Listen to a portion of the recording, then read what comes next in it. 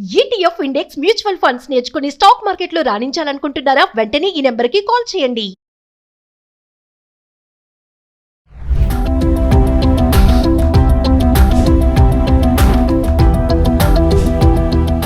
నమస్తే, welcome back to Suman TV.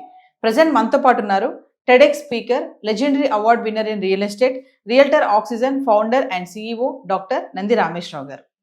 నమస్తే sir. నమస్తే అమ్మ. సార్, భారత ప్రభుత్వం ఇంటి అద్దె నిబంధనల్లో కొన్ని మార్పులు తీసుకొచ్చింది. మనం గతంలో కూడా కొన్ని వీడియోలు చేసుకున్నాం. అద్దె ఓనర్స్కి ఆ నిబంధనలు అవి ఉంటాయి, డాక్యుమెంట్స్ చేసుకోవాలి అని చెప్పేసి. అసలు ఇప్పుడు వచ్చినటువంటి మార్పులు ఏంటి సార్? మరి ట్రంప్ గారు లేకపోతే ఇండియన్ గవర్నమెంట్ ప్రకారం ట్రంప్ కింద సంబంధం లేదు. ఇండియన్ గవర్నమెంట్లో ఎన్నో రోజులు బట్టి కొన్ని చర్చలు జరుగుతున్నాయి. ఇంటి ఓనర్స్ ఎక్కువ రెంట్ వసూలు చేస్తున్నారు, ఎక్కువ శాతం ఇంక్రీజ్ చేస్తున్నారు, ఎక్కువ డిపాజిట్ తీసుకుంటున్నారు అనేది ఏజ్ ఓల్డ్ ప్రాబ్లం. ఎవరు కొత్తగా ప్రాబ్లం కాదు, గత 10-23 దశాబ్దాలుగా నడుస్తుంది. అయితే కొత్తగా చట్టం ఏమంటుందంటే రెండు పక్కల ఆలోచించారు, టెనెంట్స్ అండ్ ల్యాండ్ లార్డ్. అంటే రెంట్కి తీసుకునేవాడు, ఓనర్ అద్దెకి ఇచ్చేవాడు. సో చాలామంది కొన్ని హైడ్ చేస్తున్నారు. ఫర్ ఎగ్జాంపుల్, మాకు ఉన్న కొన్ని ప్రాపర్టీ, చిన్న చిన్న ప్రాపర్టీస్తో ఒక కప్పులు వస్తారు, సాయంత్రం 5:30 వస్తారు, 6 గంటలకు అడ్వాన్స్ ఇచ్చేస్తారు. అలాంటి వాళ్ళకి అయితే ఇవ్వకూడదు. ఎందుకంటే 5:30కు ఎవడైనా ఇల్లు ప్లాన్ చేసుకుని 2-3 నెలలు ప్లాన్ చేయాలి కదా. చేసినప్పుడు సడన్గా వచ్చి తీసుకుంటుంటే అది అక్కడ ఏదో ఇష్యూ చేసి వస్తున్నారు, రెంట్ కట్టలేదో లేకపోతే ఇంకేదో ఎక్స్ట్రా చేయడం, ఇల్లీగల్ పనులు. అలా చేసినప్పుడు ఏమవుతుంది, మనకు బెనిఫిట్ ఆఫ్ డౌట్లో మేమైతే ఇవ్వం. ఎందుకంటే మీరు న్యాయంగా ఉండి మంచిగా ఉంటే 2 నెలలు కనీసం ప్లాన్ చేసుకొని అడ్వాన్స్ ఇచ్చుకొని తర్వాత ఫుల్ డబ్బులు ఇస్తారు. అప్పుడు ఓనర్స్ మోసపోతారు, వీడు ఏదో ఇల్లీగల్ పనులు చేస్తాడు, ఇంట్లో మందు అమ్మడం, గంజా అమ్మడం, సంథింగ్ ఏదో. అది ఒక పక్కన పెడితే ఇప్పుడు గవర్నమెంట్ ఏమంటుందంటే అగ్రిమెంట్ లేకుండా ఇల్లు ఇవ్వద్దు. మీరు నెక్స్ట్ అంటే టెనెంట్ దిగిన 3 నెలలు 6 నెలలో అది గవర్నమెంట్కి సబ్మిట్ చేయాలి. ఆ 11 మంత్స్కి ఎందుకు రాస్తుంటే దానికి లీగల్ రైట్స్ వచ్చేస్తాయి, లేదా టెనెంట్కి ఓనర్ రైట్స్ వస్తాయి. 11 మంత్స్కి ఒకసారి 2, మోస్ట్ ఆఫ్ ది ఇల్లు 11 మంత్స్కి ఇస్తారు. అండ్ జనరల్గా అయితే 2 నెలలు అడ్వాన్స్ తీసుకోవాలి జనరల్గా. కానీ ఇప్పుడు ఏమైందంటే 2+1 అంటున్నారు, ఒక్కో దగ్గర 3 నెలలు 4 నెలలు కూడా అదే 3+1 అంటే గవర్నమెంట్ ఏమంటే 2 నెలలు లేవో అంటుంది. సో ఇప్పుడు ఏం చేస్తున్నారు, రన్నింగ్ మంత్ అడ్వాన్స్ 2 నెలలు వాళ్ళ దగ్గర ఉండాలి. కన్ఫ్యూజన్ అది. 1 మంత్ రన్నింగ్ రెంట్ వాళ్ళు మళ్ళీ ఏదైనా మీరు ఒకటేసో 1 నెల నుంచి మీరు కట్టకపోతే వెళ్ళిపోతే. సో అదొక డౌట్ ఉంది. సో దానికి ఏమన్నారంటే మీరు డెఫినెట్గా 2 నెలలు మాత్రం తీసుకోవాలి, ఎక్కువ తీసుకోకూడదు, అది కూడా డిక్లేర్ చేయాలి అగ్రిమెంట్లో అంటున్నారు. సో అదొక పాయింట్. అట్లానే ఓనర్స్ ఇప్పుడు జనరల్గా ఎవ్రీ ఇయర్లీ ఇంక్రీజ్ ఉంటుంది. ఇయర్లీ ఇంక్రీజ్ ఉన్నప్పుడు నెల ముందు చెప్తాం. అలాగే నోటీస్ పీరియడ్ అని ఏదో ఉంటుంది, 2 నెలలు 3 నెలలు. ఆ నోటీస్ పీరియడ్ ముందు 2 నెలలు, జనరల్గా 3 నెలలు పెట్టాలంటున్నారు. మనం ఖాళీ చేయమన్నా వాళ్ళు ఖాళీ చేయాలి, వాళ్ళు కూడా సడన్గా ఖాళీ చేసి వీకెండ్ కలుగుతారండి. మనం సడన్గా ఖాళీ చేయడం, మనం రెంట్ వాళ్ళకి ఇవ్వాలి. అది రెండో కండిషన్ పెట్టారు. మూడోది ఏమంటే ఇప్పుడు కమర్షియల్గా ఉంటుంది, వాళ్ళు ఎక్కడ క్లారిటీ ఇవ్వలేదు. కమర్షియల్కి 6 మంత్స్ తీసుకుంటున్నారు. అదే బెంగళూరు అయితే రెసిడెన్షియల్గా 1 year తీసుకుంటాడు. మీరు బెంగళూరు ఇల్లు జరగకుండా ఢిల్లీ, ముంబై కంటే 1 year అడ్వాన్స్. 1 year advance. ఇప్పుడు అంటే నువ్వు 50,000 తీసుకుంటే 6 లక్షలు అడిగి ఇవ్వాలి. ఇంకా కొంతమంది 12+1 అంటారు, which is very abnormal. So అందుకని ఏంటంటే ప్రాపర్టీ వాల్యూ మీద కూడా బేస్ చేసి మీకు రెంట్లు పెట్టమంటున్నారు. అంటే 50 లక్షలు అయితే ఒక రెంటు, ₹1,00,00,000 అయితే ఒక రెంటు. ఆ రెంట్ అంటే వాల్యూ బట్టి దాని ప్రొపోర్షనేట్గా ఉండాలి. పెంచడం కూడా 5% సీలింగ్ పెట్టారు. 5% అది బిలో, అబోవ్ ఉండకూడదు ఎవ్రీ ఇయర్కి. సపోజ్ 2 years అంటే 10% పెట్టుకోవాలి, 3 years అంటే 15%. పరిమితులు ఉంటాయా సార్? ఇంత పెంచాలి ఇంత పెంచాలి ఉంటుంది. అది గవర్నమెంట్ ఇప్పుడు అదే క్లారిఫై చేస్తుంది కదా. 4 to 5% ఈజ్ ఐడియల్.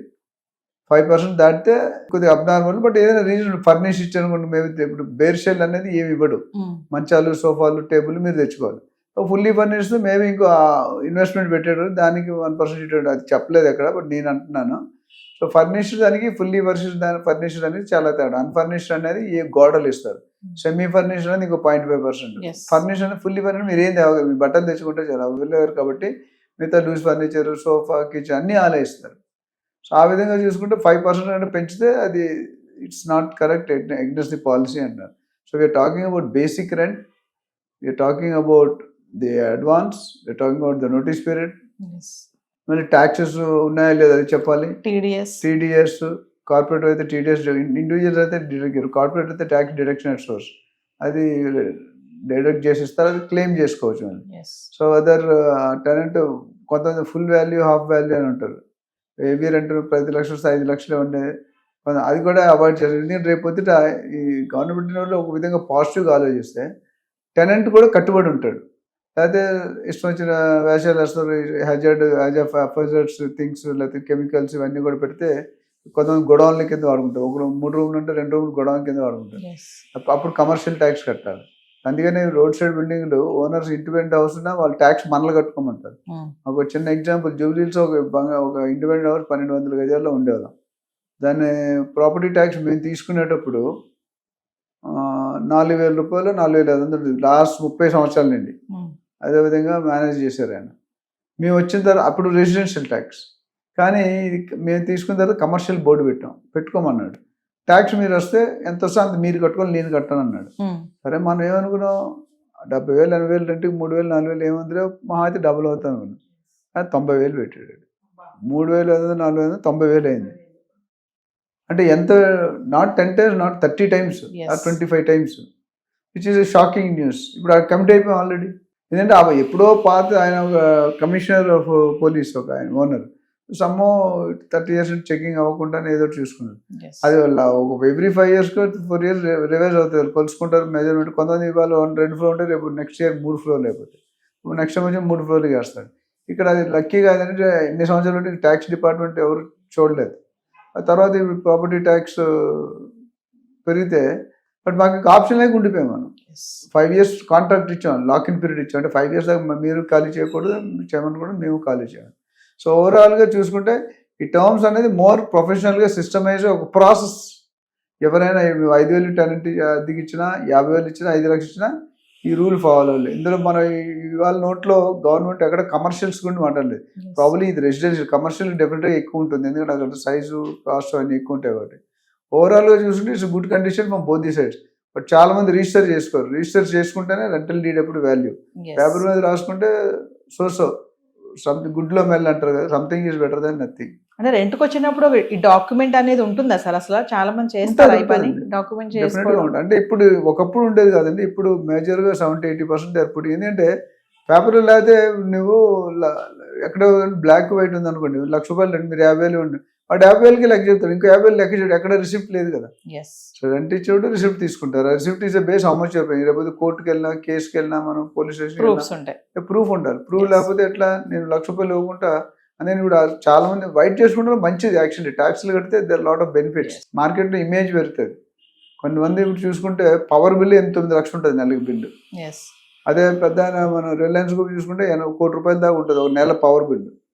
ఆ ₹1,00,000 మన కొంతమంది లైఫ్ టైం చూడలేరు ₹1,00,000 ఒకేసారి. It all depends. So government is also, వాళ్ళు రెవెన్యూ కావాలి కాబట్టి వాళ్ళకి వచ్చిన ఇన్కమ్ మీద మనం ట్యాక్స్ కూడా కట్టాలి కాబట్టి they are insisting us to keep up and writing. Thank you sir.